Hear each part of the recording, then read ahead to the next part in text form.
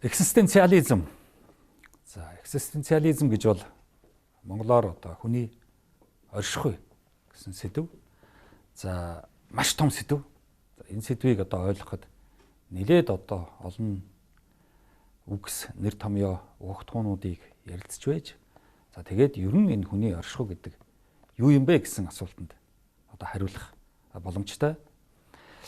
Энэ экзистенциализм буюу энэ хүний оршихуйн асуудал зөвхөн тухайн хүний одоо хэрхэн орчиж буй тэр хүний ах уй, тэр хүний орчин, тэр хүний гэр орон, за тухайн хүний ажил төрлөөс зөвхөн хамаарах биш, бас өөр олон зүйлээс хамаардаг.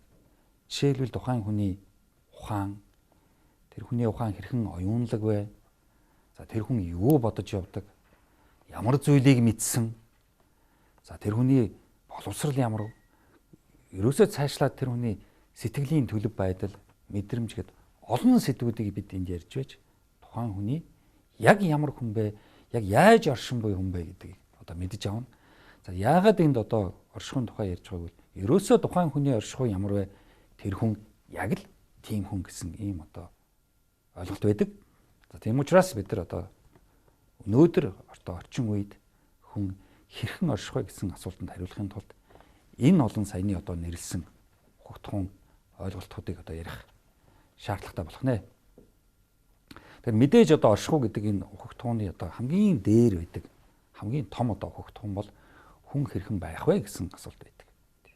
Байх гэсэн одоо тэр ойлголтоос л явсаар байгаад салбар ойлголт оршихуй болдог. Тэг байсан шиг байна шүү гэсэн үг бол ерөөсөө философийн маш том ойлголт.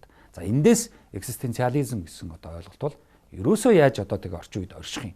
Тэр их том одоо хүн байх тухай ярих нь гол нь биш. Яаж одоо би энд одоо оршин байх вэ гэдэг бол хамгийн одоо чухал экзистенциализмын одоо асуулт байдаг. За шинэ нөхцөл байдалд ерөөсөө ер нь экзистенциализм одоо яагаад энэ оршихуйг яриад байна гэвэл ерөөсөө шинэ нөхцөл байдалд би яаж орших юм? Шинийг би яаж хүлээж авах юм? Хуучнаа юу гэж ойлгох вэ? Хуучнаасаа хэрхэн салах вэ? Хоцрогдсон өнгөрснөөсөө салж яг одоо яг энд одоо хэрхэн орших вэ гэдэг бол оршихуйн одоо том асуудал. За тийм учраас энэ оршихуйн асуудал өнөөдөр зайлшгүй яригдах ёстой. Яг гэвэл орчин үе өөрөө дэндүү өндөр шаардлагатай. Энэ орчин үеийн дэндүү өндөр шаардлагыг хэрхэн давж тэрийг хүлээн зөвшөөрч тэрнтэй зохицож дасаж одоо орших вэ гэдэг бол өнөөгийн одоо том асуулт. Хэрвээ бид нар орчин үедээ одоо дасаж зогсож чадахгүй гэвэл одоо бараг л хуучин лугаа буцах юм уу? Өнгөрснөө ярих юм уу? За хоцрогдсныгаа барьж аваад одоо тэндээ одоо үлдэх гэсэн ийм л одоо оршихуйн одоо эсрэг одоо антиэкзистенциализм одоо үүсэх болно. Тийм учраас бид шинийг хэрхэн одоо хүлээж зөвшөөрч орчин үетэй нийцэж хөл одоо нийлүүлэн алхаж оршин байх вэ гэдэг ийм одоо асуултыг л энд одоо бид одоо ярьж байна. За оршихуйн асуудлууд явсаар байгаад одоо нилээд одоо эсрэг ойлголтуудтай одоо тулгардаг. Яг л бид тухайн одоо энэ цаг үедээ яг энд одоо оршиход одоо тулгарх нэлээд одоо бэрхшээлтэй асуудлууд одоо тулгардаг.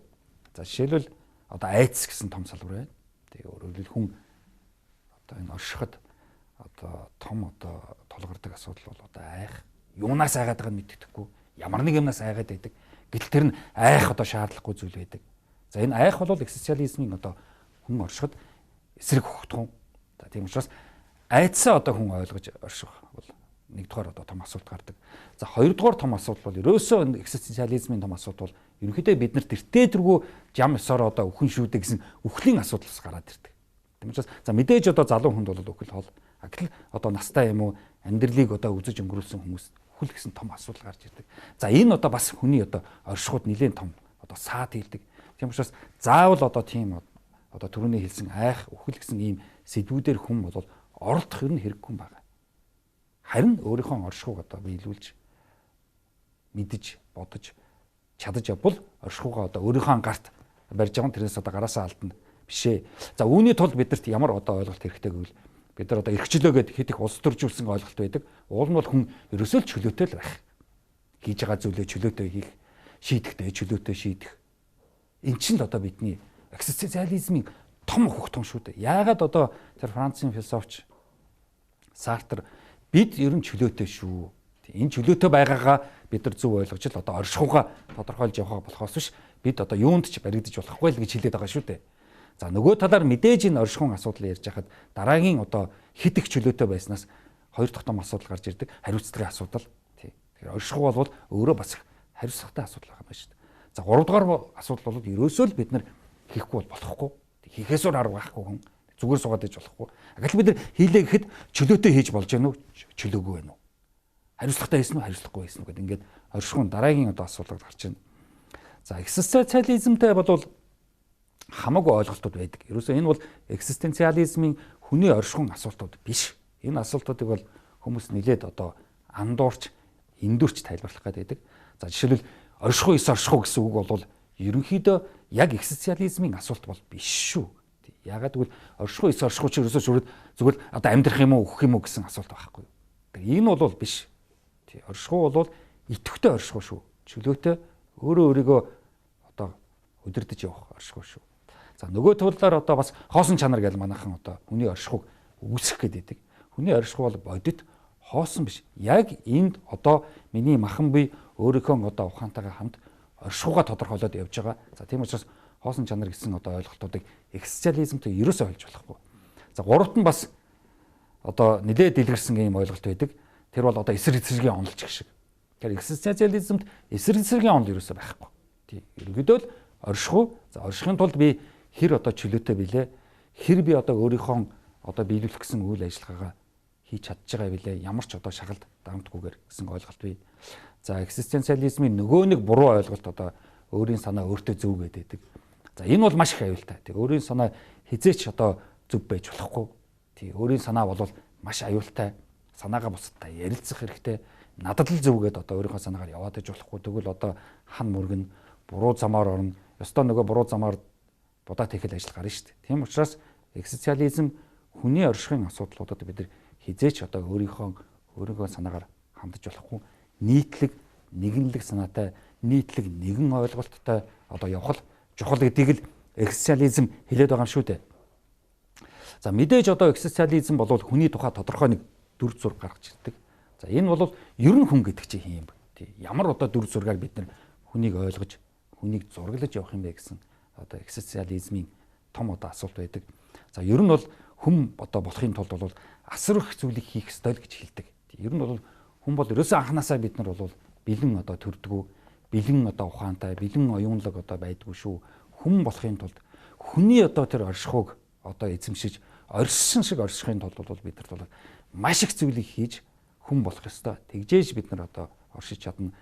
Тэгж чадахгүй бол бидний оршихуй бол ерөнхийдөө одоо сулхан, утга учир муутай, зориггүй тийм л одоо болж хувирна гэсэн одоо ойлголт байдаг. За мэдээж одоо хизээ нэгэн цаг одоо экзистенциализмын одоо асуулт нь гарч идэг. Өшөөнийг нэг асуудал бол би одоо хийж л байна шүү дээ. Одоо болж л байна гэсэн хит их одоо тайвширсан, өөртөөгөө одоо хит одоо найрамдсан, найрсаг одоо байдал бол бас экзистенциализмыг бол сулруулдаг. Тийм учраас тийм одоо сулхан байж болохгүй. Ерөнхийдөө өгөгдсөн, ноогдсон гэдгээр биш. Харин би хийж явна, бүтээж явна, урагшаага яваа шүү. Итгэвтэй байгаа шүү гэдгээр л одоо хүний оршихуй тодорхойлогдсон шүү дээ. За хоёр дахь нэг том асуудал бол мэдээж хүн одоо түрүүн би хэлсэн одоо оршихуйн дээд их том асуулт байдаг. Тэр бол хүн байх гэсэн. Тэр хүн байх гэдэг маань бол бас л энэ оршихуйн нэг одоо дээд ойлголт. Үгээрээ юу гэж хэлдэг вэ? Хүн бас байсан шиг байж чаддаггүй шүү. Зарим үед хүн бүр байхаач болчдөг. Хүн байхаа болов. Ийм аюултай.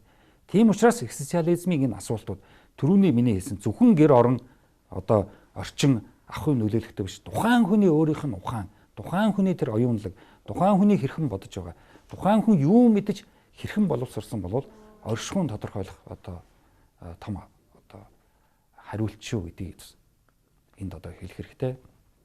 За зарим хүмүүс одоо байж байгаад хүн байхаа болдго нь бол сүүлдээ хүн биш болох аюултай шүү гэдгийг л би хэлээд байгаа шүү дээ. Бид нар хүн болох л ёстой, болсон хойно байсан шиг байх хэрэгтэй.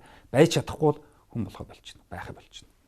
За тиймээс үргэлж одоо өөр дээрээ л ажиллахаас өөр арга байхгүй. Бид нар насан турш, амьдралын турш, залууч, хөгшинч одоо насан турсан ч бид нар өөр дээрээ үргэлж л ажиллах хэрэгтэй. Яг гэвэл энэ дэлхий, энэ хорвоо чинь урагшлах түүхэн хөгжлийн процесс учраас энэ хорвоотой бид нар одоо хөл нийлж алхаж өөрийнхөө оршихуйгаа тодорхойлж өөрийнхөө оршихуйгаа гартаа авч явна гэдэг бол үргэлжил өөр дээрээ ажиллах ийм л үйл ажиллагаа байна ш. Энэ бол зогсон одоо ажиллагаа бол биш. Одоо хүн бол сургууль төгсөөд диплом авчихараа за одоо би дахиад юм сурах хэрэггүй, юм мэдэх хэрэггүй гэсэн ийм одоо маш одоо богинохон боддог. За энэ бол өстой болохгүй. Бид нар бол нэг мэрэгжил авч нэг диплом аавна гэвэл зөвхөн нэг л талын мэдлэгтэй болж байгаа болохоос олон талын мэдлэгтэй болохгүй шүү дээ. Олон талын мэдлэг бол одоо боловсрлоор одоо олдно.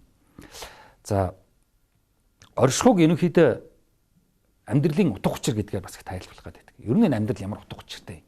Амьдралын учир учир юу юм? Хороогийн учир утга юу юм гэсэн юм асуулт бол экзистенциализмын бас нэг одоо дараагийн том одоо асуулт байдаг. За энэний одоо хариулт өгөхийн тулд хороо ертөнцид ерөнхийдөө ямар ч утга учир байхгүй шүү дээ гэсэн хариулт байдаг шүү дээ. Тэ амьдралд утга учир ерөөсөө байхгүй. Битээ амьдралын утга учирыг одоо нэг бэлэн өгөгдчихсэн зүйл шиг ойлгоод бай. Учир утга чинь чи өөрөө. Би өөрөө л өөрийнхөө учир утга. Би өөрөө л амьдралын учир утгыг бүтээ. Хорвоод би өөрөө л учир утга бүтээ. Тэгжээч одоо учир утгыг одоо ойлгож тэрийг тодорхойлно гэхээс бэлэн одоо учир утга хайгаад тэрийг олж яваад учир утгатай болчлоо гэх бол одоо экзистенциализмын одоо хэлдэг ингэж л ойлгохгүй одоо болохгүй шүү гэдэг. Тийм учраас хүн бол өөрөө учир утгаал одоо бүтээх нь байна шүү дээ. За учир утгаа бүтээж одоо болгон гэдэг бол өөртөө л одоо аз жаргалтай л бай. Ерөнхийдөө учир утгаар бид нар юу хэлэх гээд байгаа? Ерөнхийдөө амьдралын аз жаргал гэж юу юм бэ? Тий хин жаргалтай юм бэ? Юуг жаргалтай юм бэ? Тэгэл хариулах гээд байгаа хэрэг шүү дээ. За эн чинь юу гэсэнгүүл ерөөсөн хүн өөрийнхөө хийж бүтээж ажиллаж амьдарч яваад л жаргалтай байгаа ч дээ. Бити одоо аз жаргалыг хаа нэг газраас гадуур хайгаач. Бити бэлэн одоо аз жаргал хайгаач. Чи зүгээр дотроо аз жаргалтай бай. Тэр чинь л болоо. Тэрнээс одоо аз жаргал гэдэг бол өглөөний 8 цагаас оройн 8 цагаар хүртэл өдөржингөө аз жаргалтай байхыг хэлж байгаа юм биш шүү дээ. Аз жаргал бол тухайн агшинд л хүн сэтгэлийн аз жаргалыг хэлж байгаа шүү дээ. За ягаад гэвэл энийг л одоо бид нар аз жаргал гэсэн одоо ганцхан аз жаргал ярих гэдэг. За энэ бол маш одоо аюултай. Хүн бүр өөрөө өөрийнхөө аз жаргалаа бүтээгээд учир утгаа олоод тэндэл одоо оршихуйгаа зөв тодорхойлж чадах юм бол одоо бидний оршихуй утга учиртай зоригтой болж эхэлнэ. За энд ярьж байгаа энэ экзистенциализм буюу хүний одоо оршихуй гэх сэдвээ бид нар бас Монгол хүн дээр болгохыг тийм. Ер нь бол Монгол хүний одоо экзистенциализм Монгол хүний оршихуй ямар вэ гэсэн асуулт бол өнөөдрөөс бидэрт яригдах ёстой. За үүний тулд ер нь бол бид нар бол бас нэг цаг үеэ мэдэрдэг байх хэрэгтэй. Бид нар ямар цаг үед вэ? Тий. За зарим одоо хүмүүсийг ажиглаад байхад бол ерөнхийдөө цаг үеэ мэдэрдэг. Ямар цаг үед байгааг мэдэрдэг. За нөгөө төр бид нар бас цаг үеэсээ татгалзаж болохгүй. Нэгэнт одоо орчин үе ирчээд байхад орчин үеэс одоо татгалзах. Нэгэнт мэдлэг хүндрэлтний мэдлэг боловсрол ирчээд байхад тэрнээс одоо татгалзаж одоо болвол бас л нэг одоо өнөөгийн экзистенциализмын одоо оршихуйд одоо бас нэг саад болж байгаа ойлголт.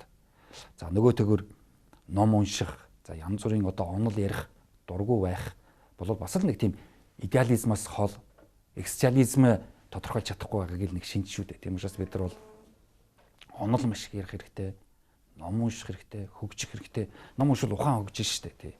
За нөгөө төгөр одоо бид нар хидэх үлгэр домогт одоо булагдаж болохгүй. Яг бол эртний үлгэр домогод өнөөдрийн бидний энэ орчин үеийн амьдралд нэг их ач холбогдолгүй шүү дээ. Тий. Амьдралд ач холбогдолгүй. Зүгээр яг сонирхолтой үлгэр домгийг сонсоход тэр үе тийм байсан юм байна, ийм байсан юм. Тэгэл болоо. Орчин үеийн шаардлага бол өндөр. Орчин үед бол бид нар мэдлэгтэй болох хэрэгтэй. Үлгэр домоогоос салах хэрэгтэй. Ингэж бидний оршихуй утга учиртай байна шүү дээ. За нөгөөтэйгөр бид нар одоо бас мухар сүсэгт хидэх одоо бас баригдаж тэндээс одоо бас амьдралын утга учир хайх гад байдаг. Тэр бол боломжгүй зүйл. Ер нь бол хүний амьдралын утга учир, хүний аз жаргал бол гаднаас хийгдэхгүй шүү. Бид нар дотроосоо л одоо өөрийнхөө ухаанаар л утга учираа бүтээж, өөрийнхөө ухаанаар л аз жаргалаа бүтээж, тэрэндээ л одоо бид нар аз жаргалтай байна уу гэхээс биш гаднаас юу ч бид нар л хийх боломж байхгүй. Гэдгийг бас бид нар экзистенциализм гэсэн одоо чухал ойлголттой хамтруулан ойлгох ёстой. За ер нь ингээд бас нийгэмд ингээд ажиллаад байхад хүмүүс бас маш их одоо бас их аимхай байдаг, юмнаас их айдаг. Тийм янз бүрийн одоо хараалаас ч айдаг юм уу? Эсвэл одоо бусад хүнд одоо буруу өгдөг ч юм уу? Иймэрхүү одоо өөрөөсөө одоо айдаг ч мал уу? Өөрийнхөө хийж бүтээсэн, өөрийнхөө бүтэхгүй зүйлийг тийм үү бусдад одоо тулгах ч юм уу иймэрхүү янз бүрийн одоо тий өөрөө нэг бурууга хүлээгчхээсээ бас айгаад байна шүү дээ. Гэх мэтлэн. За тэгэл тэнгэр дуурахад одоо айх ч юм уу байгалийн одоо янз бүрийн үзэгдлүүд бол явдгаараа л явна шүү дээ. Биднээс ямар ч одоо хамааралгүй шүү дээ. Тэнд одоо утга учир өгөөч хэрэггүй. Тий байдгаараа л байна. Байгаль бол байдгаараа л байна.